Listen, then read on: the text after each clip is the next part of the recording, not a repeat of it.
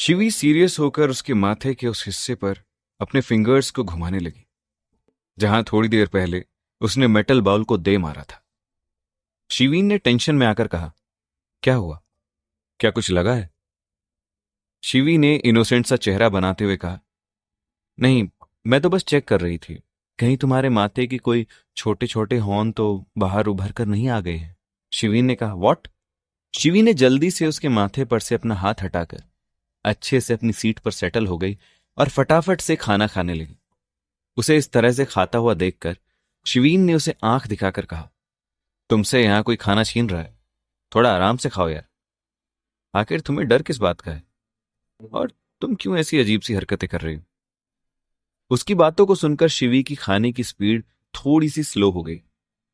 शिवी ने लगभग प्लेट के अंदर घुसकर धीरे से कहा, तो क्या करूं जब तुम हो ही इतने भयानक? ये शिवीन ने सुन लिया, लेकिन उसने फिर भी उससे कुछ नहीं कहा।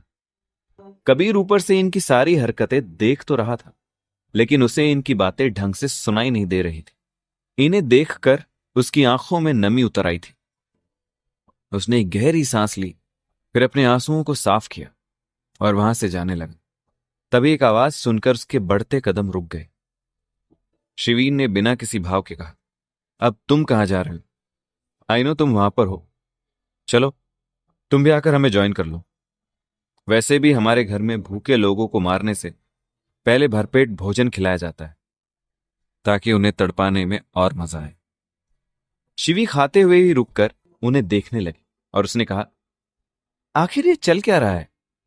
वो कभी कबीर को देखती है तो कभी अपने सामने बैठे शिवीन को। उन्हें इस तरह से देखकर वो ख्याली पुलाव बनाने लगी। ये दोनों तो बिछड़े हुए प्रेमी और दुश्मन दोनों की तरह ही बर्ताव कर रहे हैं। Not bad. हमारे एनवायरनमेंट को भी तो बदलाव चाहिए होता है। कबीर आकर चुपचाप शिवीन के ऑपोजिट साइड में बैठ गया और वो वेट करने लगा, शायद उसे भी कोई खाना सर्व करेगा। शिवीन ने अपनी बोहें सिकोड़ कर कहा, किसका इंतजार हो रहा है? क्या तुम सेल्फ सर्विस भी नहीं जानते? कबीर ने बिना कुछ कहे खुद ही खाना सर्व किया और वो चुपचाप खाने लगा। खाना सच में मजेदार बना हुआ था, इसलिए उसने फटाफट खाना शुरू किया। तभी जब उसे खुद पर चार नजरों की तपिश महसूस हुई तो वो झिझकते हुए धीरे धीरे से खाने लगा। शिवीन कबीर को देखने के बाद समझ गया कि शिवी उतना फास्ट भी नहीं खाती। वो कबीर को ऐसे घूर रहा था जैसे उसे देखकर ही जला देगा। वहीं शिवी खाना पीना छोड़कर टेबल पर अपने हाथों पर अपना चिन टिकाकर कबीर को घूर रही थी, मानो वो उसे देखकर ही खा जाएगी। कबीर बेचारा खाना खाने में इतना बिजी हो गया था कि उसे तो पता ही नहीं चला कि कब ये दोनों अपना खाना फिनिश कर चुके थे और वो उसे अपनी आंखों से घूरने लगे थे।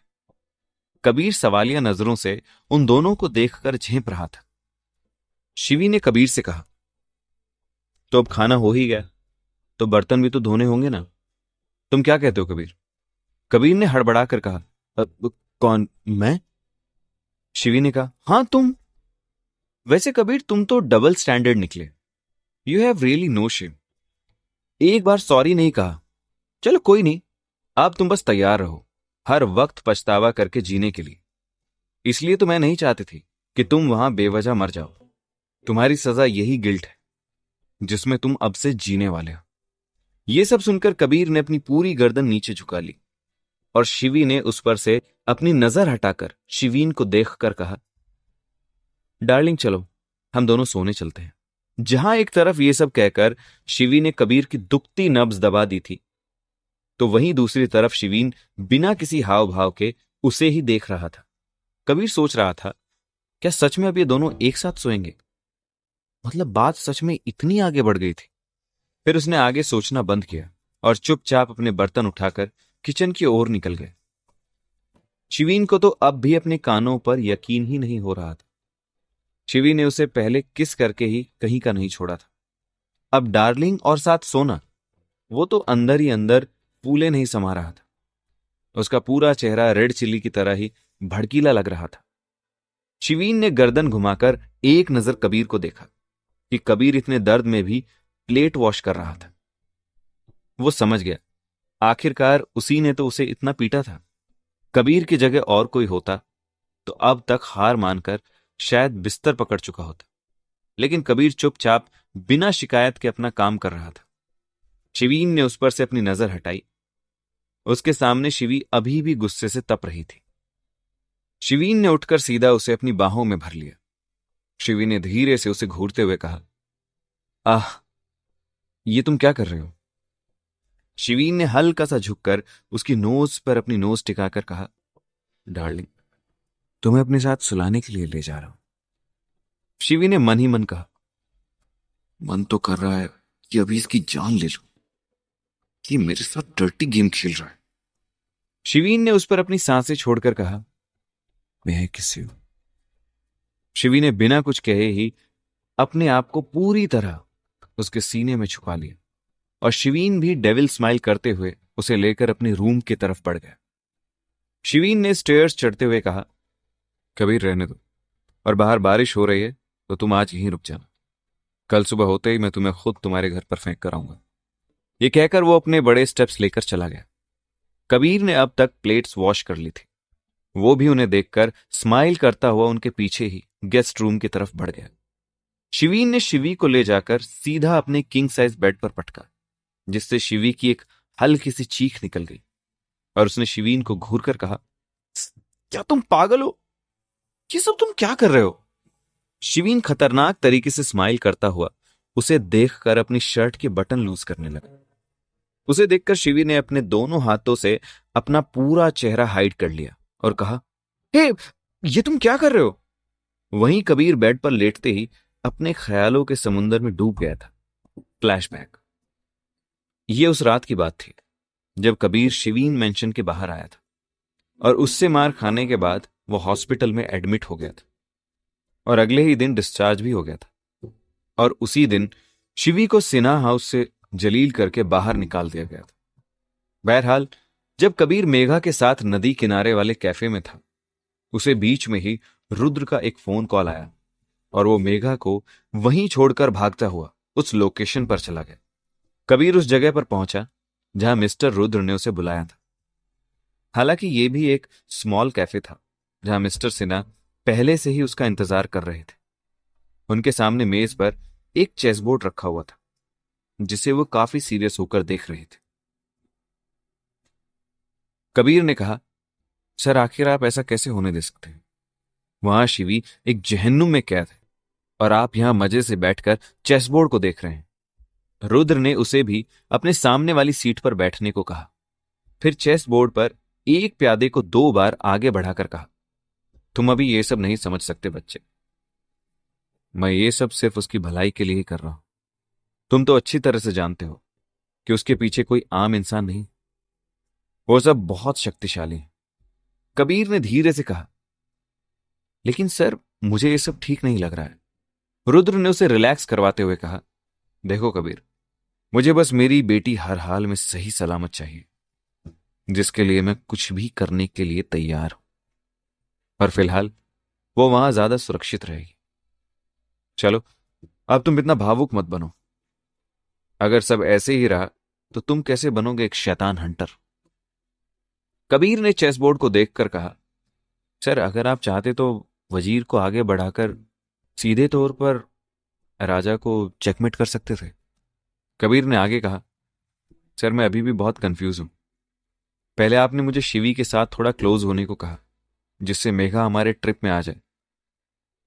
चलो, यहां तक फिर भी ठीक ठाक था, लेकिन अब आप उसे उस रायचंद के पास कैसे रहने दे सकते हैं? रुद्र ने चेसबोर्ड को देखकर कहा, कबीर, तुमने जल्दबाजी में वजीर का चेकमेट तो देखा, लेकिन हमेशा टेढ़ी चाल चलने वाले इस कैमल को तुम देखना ही भूल गए। देखो, जल्दबाजी में तो चला ही जाता है ना अपना वजीर। कबीर ध्यान से चेसबोर्ड को देखने लगा। तभी रुद्र ने आगे कहा, उस रात अगर उस फॉरेस्ट में वही लड़का, क्या नाम है उसका, हाँ, शिवीन रायचंद ही मौजूद था, तो इसका मतलब यही हुआ कि वो कोई आम इंसान नहीं है। मैं कितने सालों से उस हैवान को ढूंढ रहा था, लेकिन अब तक एक तिनका भी मेरे हाथ नहीं लगा है। और अब तक इन सब में मैंने अपने बहुत से हंटर भाइयों को खो दिया और अपनों को भी खोया है। कबीर, अपनों को खोने का दर्द क्या होता है तुम अभी नहीं समझ सकते। इतना कहकर रुद्र ने एक गहरी सांस छोड़कर आगे कहा, रायचंद परिवार अचानक ही इस शहर में आ गया है, लेकिन हमारे किसी भी डेटाबेस में इनकी अब तक की कोई भी हिस्ट्री नहीं मिली है। ये कैसे पॉसिबल हो सकता है? 18 साल पहले रायचंद फैमिली अचानक इस शहर में आई और फिर गायब भी हो गई। फिर इतने सालों तक ये सब कहां थे? और अब अचानक ये इतने पावरफुल होकर इस सिटी में कहां से आ गई? हम कुछ भी नहीं जानते हैं। कबीर ने कहा, सर तो फिर आपने शिवी को इन मिस्टीरियस लोगों के बीच क्यों छोड़ दिया है?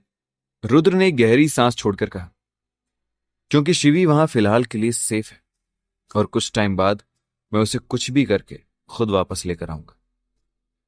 तुम ये सब छोड़ो, अपनी और मेघा की बात बताओ। क्या उससे कुछ पता चला? कहीं उसे तुम पर शक तो नहीं हुआ? कबीर ने कहा, नहीं सर, वो मुझ पर कभी भी शक नहीं कर सकती, लेकिन जब भी मैं उस मेघा के करीब होता हूं वो मुझे हिप्नोटाइज कर देती है।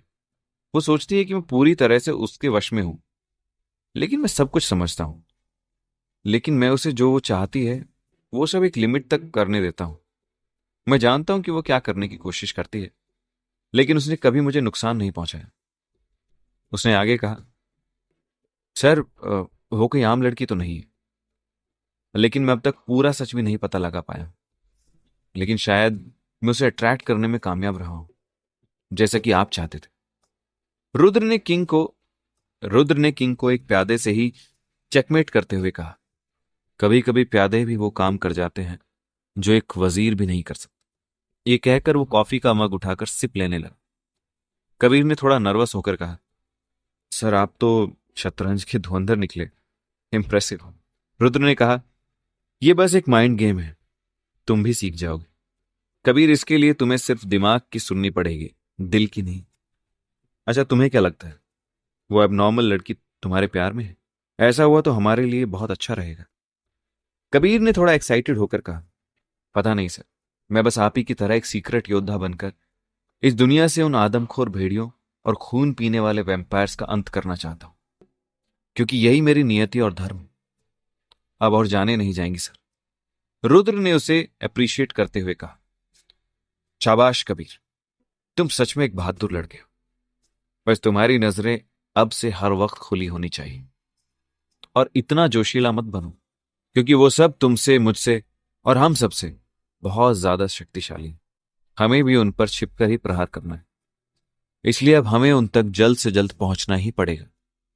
कबीर ने कहा, जी मैं समझ रहा हूं, लेकिन अगर शिवी को कुछ हो गया तो? और अगर वो उस लड़के से सच में प्यार करने लगी, या फिर उस लड़के ने उसका फायदा उठाया तो? कबीर ने अपनी मुट्ठियों को भींच कर आगे कहा, सर आप इतने मजे से कैसे रह सकते हैं? मिस्टर सिन्हा, क्या आपके लिए शिवी सिर्फ एक मोहरा है? रुद्र ने उसे घूर कर कहा, 1000 बार समझा चुका हूं तुम्हें, अपनी भावनाओं पर कंट्रोल रखा करो। मैंने भी कभी कोई कच्ची गोलियां नहीं खेली हैं। कबीर, मैंने पहले ही उस लड़के की सारी हिस्ट्री पता की है। वो लड़का कैरेक्टर से सीधा साधा है। शिवानी वहां सेफ है, तुम टेंशन मत लो। जब हमारा मिशन कंप्लीट होगा तब हम मिलकर उसे सब कुछ सच सच बता देंगे। क्या पता तब तक वो भी वहां हमारे लिए कुछ इंपॉर्टेंट चीजें पता लगा ले। शिवानी को उस पर कोई डाउट हुआ तो वो उससे खुद ही नफरत करने लगी। सब कुछ मैंने पहले से ही सोचा हुआ है, क्योंकि एक शिकारी को हमेशा ही शिकार से पहले शिकार के लिए एक जाल बिछाना पड़ता है।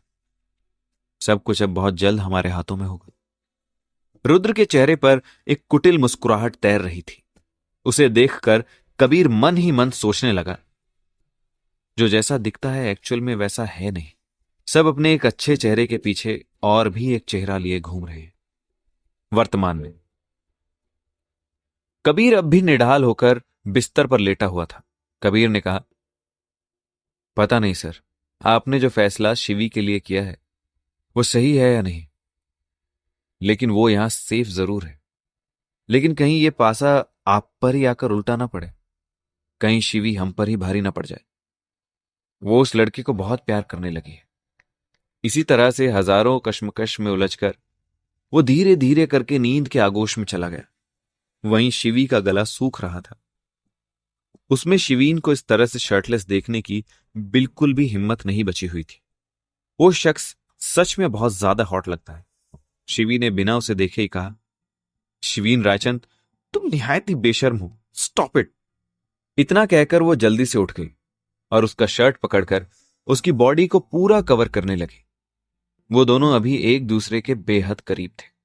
शिवी लंबी लंबी सांसें ले रही थी, जैसे उसने आज कुछ बड़ा अनर्थ होने से रोक लिया था। इतने में ही शिवीन ने उसके कोमल हाथों के ऊपर अपने रफ हाथों को रखकर हल्का सा प्रेस कर दिया, जिससे शिवी थोड़ी सी नर्वस हो गई।